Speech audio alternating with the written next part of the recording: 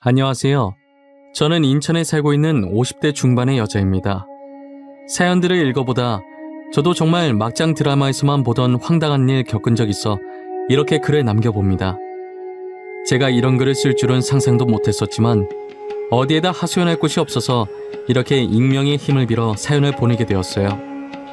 저는 정말이지 다시 태어난다면 시월드와 남아선호 사상이 없는 나라에 살고 싶습니다. 저희 시댁은 시월드 중에서도 역대급 시월드인 것 같아요. 시어머니께서는 아들이 아니면 아예 사람 취급을 하지 않으셨어요. 본인도 여성이면서 왜 이렇게 딸을 싫어하셨는지 모르겠습니다. 저와 동서는 비슷한 시기에 임신을 하게 되었어요. 저희가 임신하기 전까진 그렇게 시월드가 심하진 않았었거든요. 그래서 어머님이 남아선호 사상이 심한 분인 줄 몰랐어요. 하지만 임신을 한 기점으로부터 시어머니께서 본격적으로 시동을 거시더라고요. 한 번은 시어머니께서 꿈을 꿨는데 호랑이가 나왔다고 하시더라고요. 보통 호랑이 꿈은 태몽인데 그 중에서 아들 태몽이라고 하더라고요.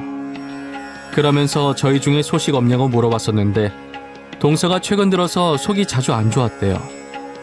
시어머니께서는 임신일 수도 있으니 당장 가서 검사를 받아보라고 하셨어요. 그래서 동서가 병원에 갔는데 임신 5주차였다고 하더라고요. 시어머니는 동서가 아들을 가졌다면서 무척이나 좋아하셨어요. 그리고 이틀 후 시어머니께서 제게 전화를 거셨더라고요. 또 꿈을 꿨다고 하시면서 분명 태몽이라고 하시는 거예요. 첫째야, 혹시 무슨 소식 없니? 내가 꿈을 꿨는데 아무래도 태몽인 것 같구나. 둘째는 이미 임신했으니 이 꿈은 첫째 네 태몽인 것 같은데. 저요? 저는 속도 괜찮고 아무렇지도 않아요, 어머님. 혹시 어머님 주변에 임신하실 만한 사람 없으세요? 내가 꾼 태몽이 복숭아 태몽이라 딸아이 태몽 같거든. 나도 이게 다른 사람 태몽이었으면 좋겠는데 주변에 임신할 사람이라고는 첫째 너밖에 없어. 그래요? 아무 증상이 없긴 한데 일단 병원 가서 검사 받아볼게요.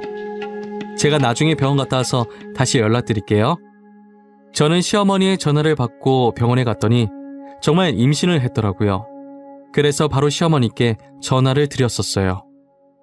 어머님, 저 첫째인데요. 정말 말씀처럼 임신이라고 하더라고요. 저도 동서랑 똑같이 이제 5주 차래요. 꿈이라는 게 참 신기해요. 정말 임신인 거야? 안 되는데. 그 꿈은 딸 낳는 꿈인데 왜 임신인 거야? 검사 다시 해봐라. 분명 잘못됐을 것이야. 왜 그러세요? 임신하면 좋은 거 아닌가요? 손자든 손녀든 다 어머님 핏줄인데 딸이면 어떻고 아들이면 어때요? 첫째, 너 지금 무슨 말을 하는 거냐? 당연히 아들을 낳아야지. 딸 낳아서 뭐해? 딸은 아무짝에도 쓸모가 없어. 됐다. 그만 끊어마. 저는 임신을 했다고 하자 시어머니께서 목소리가 변하는 걸 느끼고 불안했어요. 그리고 설마 하던 일이 저에게 일어나고 말았어요. 제사를 하든 명절이 오든 아들 가진 동서는 아무것도 손도 대지 말라고 하더니 필요한 모든 일은 딸을 가진 저에게 다 시키시더라고요.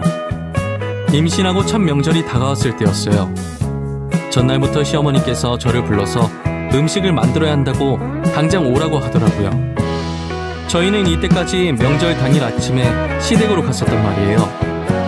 그런데 이번에는 전날부터 오라고 난리시더라고요. 시어머니의 호출에 시댁에 갔더니 모든 음식을 정말 저보고 다 하라고 하시더라고요. 몸이 조금 약해서 임신 중에 무리하면 안 된다는 말을 들었던 저는 시어머니께 말씀드렸었죠. 어머님, 제가 몸이 약해서 병원에서 임신 중에 무리하면 안 된다고 하더라고요. 그래서 이 많은 음식을 저 혼자서 하긴 무리가 있을 것 같아요. 뭐라고? 너 지금 뭐라 그랬어? 그럼 이 음식들 다 나보고 하라는 말이냐? 임신한 게 뭐가 대수라고. 나도 임신했을 때 이런 거 다 하고 그랬어. 아니 어머님, 저희 원래 당일 아침 일찍 와서 다 같이 음식 만들었잖아요. 근데 이번엔 왜 저 혼자 하라고 하시는 거예요? 동서도 있잖아요. 딸 가진 주제에 왜 이렇게 말이 많아? 시애미가 하라면 군말 않고 하는 거지.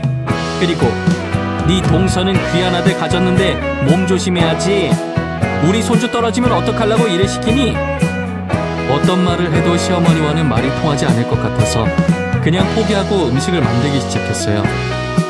음식을 다 만들고 나니 무리하긴 했는지 아랫배가 살살 땡기더라고요. 다행이라고 해야 하는 건지 시댁이랑 저희 집이랑 가까워서 음식 만들어 놓고 곧바로 집에 와서 쉬었어요. 그러다 명절 당일이 되니까 전날 혼자 고생해서 그런지 몸이 말이 아니더라고요. 남편은 제 상태를 보더니 자기가 말 잘하겠다고 집에서 쉬고 있으라고 하더라고요. 이제 눈 좀 붙이려고 하는데 휴대폰에 전화가 얼마나 오던지 불이 날 지경이더라고요. 손가락 까딱하기도 힘들어서 계속 무시하려고 했는데 안 받으면 받을 때까지 할 기세더라고요. 그래서 누군지도 확인 못하고 받았는데 받자마자 시어머니의 찢어지는 목소리가 제 귀를 강타했어요. 너 지금 시애미가 만만해? 글 조금 했다고 아프다는 핑계 대고 안 와? 나랑 어디 한번 해보자는 거야? 당장 집으로 튀어와! 어머니, 말씀은 바로 하셔야죠. 제가 일을 조금 하다니요. 홀몸도 아닌데 거기 있는 많은 음식들 다 저 혼자서 만들었어요. 저 진짜 몸이 안 좋아요. 시애미가 말하는데 말 대답을 따박따박해? 네 애미가 그렇게 가르치든? 어디서 이런 싸가지 없는 게 우리 집안에 들어온 거야? 죄송한데요. 저 진짜 못 가요. 그리고 제 욕하는 건 상관없는데 저희 엄마 욕하지 마세요. 어디 가서 욕먹을 짓 하신 적 없는 분이세요. 이게 진짜 미쳤나? 야, 당장 안 와? 내가 너네 집 다 엎어버리기 전에 당장 와! 저는 결국 어쩔 수 없이 안 쑤시는 곳이 없는 몸을 이끌고 시댁으로 향했어요. 제가 시댁에 들어서자마자 시어머니에게 뺨을 맞고 쓰러졌어요. 남편은 놀라서 이게 무슨 짓이냐고 시어머니한테 소리치고 난리였죠. 저는 얼얼한 뺨을 붙잡고 가만히 앞을 봤는데 동서가 거실에서 과일을 먹으면서 저를 쳐다보고 있더라고요. 그리고 저와 눈이 마주치자 시어머니를 말릴 생각도 하지 않고 조용히 제 눈을 피하더니 과일을 마저 먹더라고요. 어떻게 똑같이 임신을 했는데 이렇게 대우가 다른지 눈물이 나더라고요. 남편은 저를 일으켜 세우고 그대로 시댁에서 나왔어요. 몸도 안 좋다면서 여길 왜 왔어? 내가 잘 말해준다고 했잖아. 엄마도 당신 어제 고생 많았다는 말만 하고 아무 말 안 하던데 갑자기 왜 저렇게 화를 내시지? 고생 많았다고 했다고? 나 참. 어머니가 글쎄 나한테 전화해서 시어머니 만만하게 보냐고 우리 엄마 욕까지 하면서 당장 오라고 소리를 질렀어. 뭐? 엄마가 진짜 그랬단 말이야? 언제 통화하셨지? 내가 잠시 나갔을 때 전화하셨나? 내가 당신 아프다고 했을 땐 진짜 별 반응 없으셨어. 지금 내가 딸 가졌다고 저러시는 거야. 동서는 아들 낳았다고 업고 다니시려고 하고 어제도 나 혼자서 그 음식들 다 만들었어. 뭐? 그게 진짜야? 홀몸도 아닌 사람한테 엄마 진짜 왜 저래? 요즘 시대에 딸이면 어떻다고 저러냐고. 시어머니께서는 처음에 남편한테 안 그런 척하면서 뒤에서 저를 구박하려고 했었나봐요. 근데 가족들 다 보는 앞에서 제 뺨을 때린 뒤로는 대놓고 구박하기 시작하더라고요. 명절이 지나고 한 달 뒤 시아버님 제사가 있었어요. 그때도 저만 먼저 불러서 음식을 하라고 시키시더라고요. 저는 이제 무념무상으로 음식을 만들고 있었어요. 한참 제가 음식을 만들고 있을 때 동서가 들어오더라고요.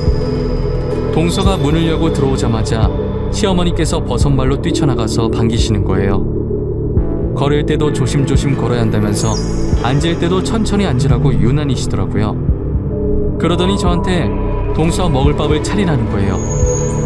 여기서 웃긴 게 뭐냐면 동서는 그런 시어머니의 대우가 나쁘지 않았나 봐요. 전혀 말릴 생각을 안 하고 저만 빤히 쳐다보더라고요. 저는 구박하는 시어머니보다 저러고 있는 동서가 더 미웠어요.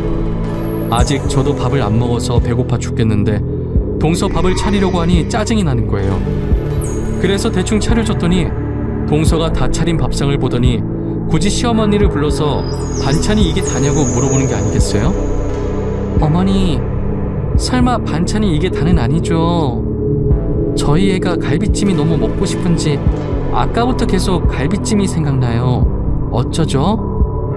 아이고, 우리 손주가 갈비찜이 먹고 싶대. 그럼 먹어야지.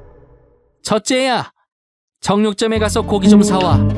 그걸로 갈비찜 한번 만들어봐라. 어? 내 말 들은 거야? 어머니, 저도 아직 제사 음식 만드느라 밥을 못 먹었는데 동서 밥까지 차리게 하시는 건 너무한 거 아니에요? 먹고 싶으면 직접 해서 먹으라고 하세요. 네 밥은 네가 알아서 먹었어야지.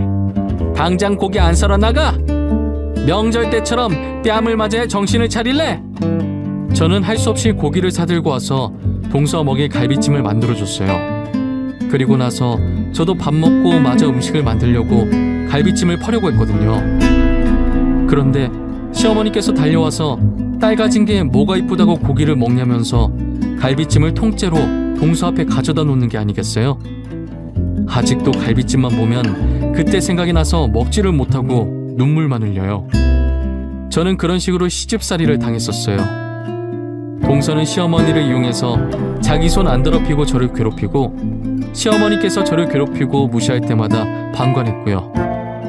그리고 아이가 태어났는데 저는 제왕절개를 했었고 동서는 자연분만을 했었어요. 시어머니께서 꾸신 꿈대로 저는 딸을 낳고 동서는 아들을 낳았더라고요. 저는 아이가 태어나는 순간까지도 딸 낳아놓고 자연분만도 못했다고 구박을 배로 받았어요.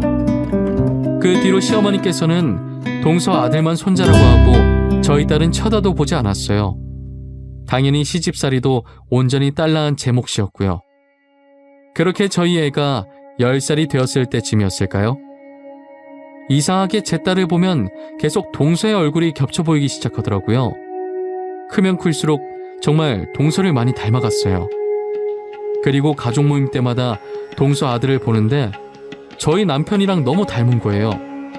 남편이랑 서방님이 그렇게 닮은 것도 아니었는데 말이에요.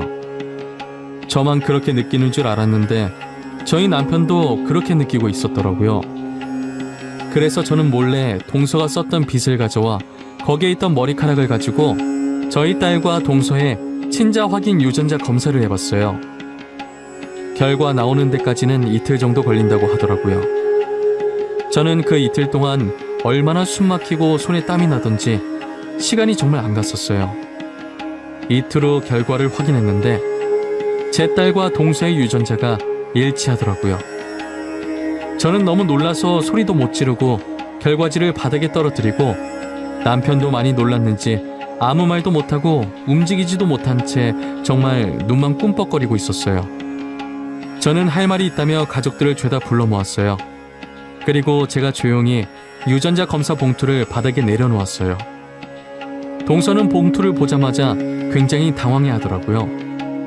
네가 뭔데 우리한테 모여라 마라 명령하는 거야? 할 말? 무슨 할 말? 어디 드러나 보자. 이 봉투 쪼가리가 뭐 어쨌는데? 동서, 내가 말할까 동서가 말할래? 아무래도 동서는 이게 뭔지 아는 눈치인데 그래도 본인 입으로 말하는 게 모양새가 더 좋지 않겠어? 그래, 우리 둘째가 한번 말해봐. 이게 도대체 뭐길래 이러는 거야? 유전자 검사라고 적혀있는데 누가 누구랑 유전자 검사를 했다는 거냐?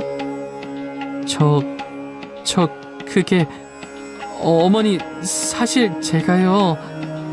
형님, 정말 죄송해요. 저도 무서워서 그랬어요. 정말 그러면 안 되는 거 아는데 저도 구박받는 게 너무 싫었어요. 지금 뭐라고 하는 거야? 첫째, 네가 알아듣게 다시 말해봐라.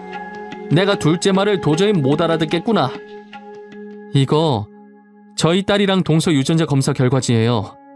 아무리 봐도 지우가 동서를 너무 닮은 것 같길래 해봤는데 글쎄 동서랑 지우 유전자가 일치하더라고요.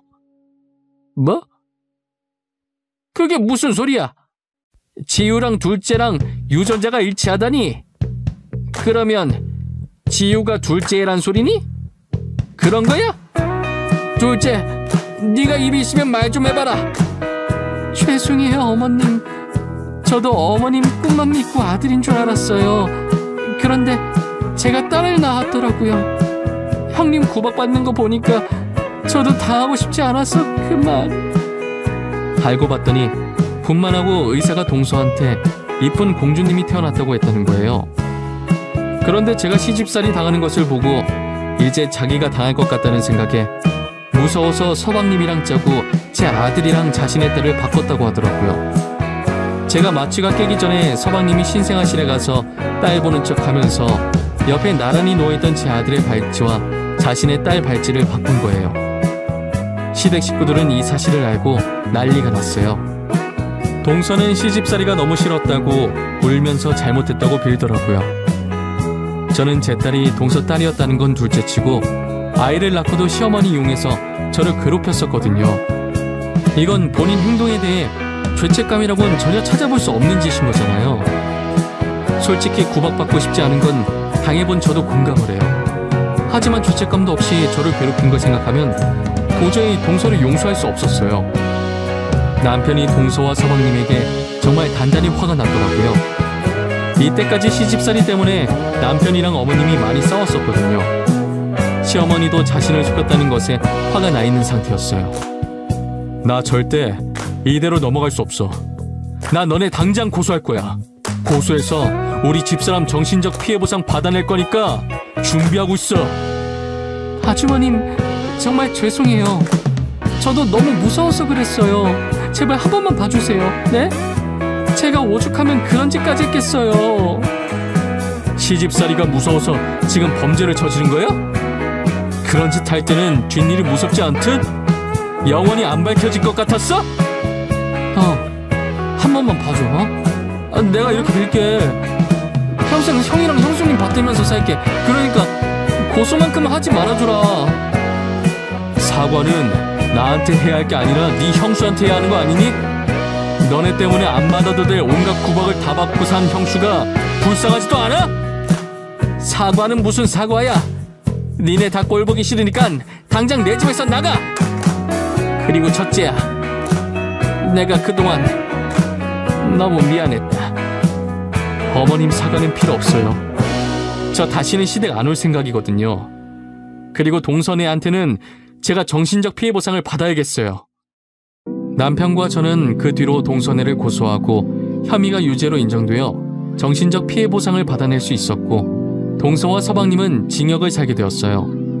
그리고 이제껏 제 딸이라고 생각하고 키웠었던 동서 아이는 시어머니께서 키우시고 저희 아들은 다시 남편과 제 품으로 돌아올 수 있게 되었어요. 10년 만에 모든 것이 제자리에 돌아왔습니다. 시어머니께서 동서 아이를 보면 계속 동서가 생각나서 미우셨는지 시댁에 놀러갈 때마다 아이를 쥐잡듯 잡고 계시더라고요. 아이는 여전히 저를 엄마라고 부르며 자기를 괴롭히는 할머니를 피해 제 뒤에 숨곤 했습니다. 그 모습도 못마땅하게 여기시는 시어머니는 아이를 향해 소리를 고래고래 지르시죠. 시어머니께서 소리 지를 때마다 아이는 제 바지가랑이를 잡고 말 잘 들을 테니 제발 자기도 데리고 가라고 울면서 애원을 합니다. 저는 그 모습을 볼 때마다 어찌해야 할지 몰라 얼마나 마음이 아프던지요. 남편과 많이 고민한 끝에 동선애가 나올 때까지만 제가 그 아이를 키우기로 했습니다. 이대로 뒀다간 정말 아이만 힘들어질 것 같았거든요. 솔직히 저 어린아이가 뭘 알겠어요. 아이 입장에선 한순간에 부모가 바뀌어버린 것인데 엄연히 따지고 들면 아이도 피해자잖아요. 그렇게 저희는 2년 동안 아이를 예전처럼 친자식이라고 생각하고 아들과 똑같이 사랑해주며 키웠어요. 하지만 2년 동안 키우게 될 줄 알았던 아이를 저희가 계속 키우게 되었어요. 동선에는 출소하고 아이를 데리고 갔는데 이제 시댁에서 저 대신 동서가 온갖 구박을 다 받으니 자기가 한 짓을 반성하지 않고 괜히 딸아이를 탓하면서 그렇게 못살게 군다고 하더라고요. 아이가 울면서 도저히 동서랑은 못살겠다고 하는 통에 어쩔 수 없이 아들과 쌍둥이처럼 키우고 있어요. 다행히 아들이 딸아이를 많이 챙겨주었고 학교를 다닐 때도 떨어지지 않고 꼭 붙어 다녔죠. 동서는 시어머니의 구박을 피하기 위해 기필코 아들을 낳겠다고 다시 아이를 가졌는데 또 여자아이였더라고요. 구박은 배로 늘어났고 결국에 나중에 힘들어지는 건 동서의 딸이었어요. 현재 저희 아들은 의대를 가서 인턴 생활 중이고 딸은 법학과를 다니고 있어요. 딸이 얼마 전에 경찰 공무원 합격을 하고 곧 졸업을 앞두고 있는데 동서가 딸을 찾아갔다고 하더라고요. 경찰 된다는 소식을 듣고는 딸한테 다시 자신과 같이 살자고 했대요. 뻔뻔하게 그래도 자기가 친엄마고 동생도 키워야 하지 않겠냐고 하면서요. 딸은 이제껏 해준 게 뭐가 있냐고 한 번도 동서를 엄마라고 생각한 적 없다고 단칼에 거절했다더라고요. 동서가 몇 번이나 딸을 찾아갔던 것 같았어요. 저도 몰랐었는데 딸이 갑자기 휴대폰 번호를 바꿔서 알게 되었어요. 그러다 딸은 본인이 직접 자신의 친엄마를 신고하는 지경까지 이르렀어요. 자기가 잠시 동서랑 살았을 때가 생각나서 동서를 찾아갔다더라고요. 아니나 다를까 동생도 딸이 당했던 것을 그대로 당하고 있었대요. 혹시나 하는 마음에 동생 옷을 살짝 올렸는데 등에 멍자국이 선명했다더라고요. 그래서 증거 사진으로 다 찍어놓고 병원에 가서 진단도 받아서 동서를 고소했다고 했어요. 고소장을 받은 동서는 이게 무슨 불효냐며 반성은커녕 오히려 교육 차원이었다고 뻔뻔하게 나오더래요. 딸은 그 모습을 보고 역시 사람은 고쳐 쓰는 게 아니라며 혀를 찼다고 하더라고요. 결국 동서는 또다시 징역을 살게 되었습니다. 딸은 동서에게 교도소가 정말 잘 어울린다고 두 번째니까 적응은 잘하겠다며 비아냥거려주고 재판장에서 나왔다고 했어요. 저는 딸에게 동생은 어떻게 할 거냐고 물어본 적이 있었어요. 지우야, 동생을 어떻게 할 생각이니? 너가 키울 생각인 거야? 엄마가 너네 둘이 살 집이라도 알아봐 줄까? 아니야 엄마, 나 동생이랑 같이 안 살아. 내가 친언니로서 해줄 수 있는 건 여기까지야. 같이 살았던 적 없어서 정도 없는데 뭐. 그리고 작은 아빠 살아있는데 굳이 내가 뭐하러 걔를 키워? 가끔 너 보면 냉정하게 결단 내리는 게 동서 딸이 맞긴 해. 피는 못 속인다는 말을 이럴 때 쓰는 건가 봐. 아 엄마, 난 엄마 딸이야. 그 아줌마는 모르는 사람이야. 나보고 다시는 그 아줌마 딸이라고 하지 마. 진짜 기분 나빠. 그 피가 지금 내 몸에 흐르는 것도 기분 나쁜데. 알겠어, 내가 미안해. 우리 지유 내 딸 맞지? 애지중지 키운 내 딸. 앞으로 그런 말 진짜 안 할게. 이제 그 집구석 얘기도 안 할게. 저희 딸은 동서의 동망권에도 질색팔색을 합니다. 어렸을 때 받은 상처가 계속 생각날 텐데 그래도 이렇게 씩씩하고 멋있게 잘 커준 것이 얼마나 대견하고 기특한지 모릅니다. 가끔 딸을 안 데리고 왔으면 어쩔 뻔했나 싶을 때가 많아요. 다정하긴 하지만 무뚝뚝한 아들에 비해 딸이 애교도 많고 제가 힘든 걸 딱 알아차리고 기분 좋아지게 해주려고 강아지처럼 제 옆에 꼭 붙어서 제잘제잘 거리고 있거든요. 저는 지금 이대로가 너무 행복합니다. 아들도 딸도 지금처럼만 서로에게 의지하며 잘 지냈으면 좋겠어요. 그리고 동서가 출소했을 땐 제발 정신 좀 차렸으면 좋겠네요. 제 사연은 여기까지입니다. 지금까지 들어주신 모든 분들 올 겨울 사랑하는 사람들과 따뜻하게 보내시고 새해를 맞이하여 하고 싶으셨던 일들이 있으시면 두려워하지 말고 해보시길 바랍니다. 그리고 지금 하고 계신 일들도 대박 나시길 기원할게요. 모두 행복하세요. 감사합니다.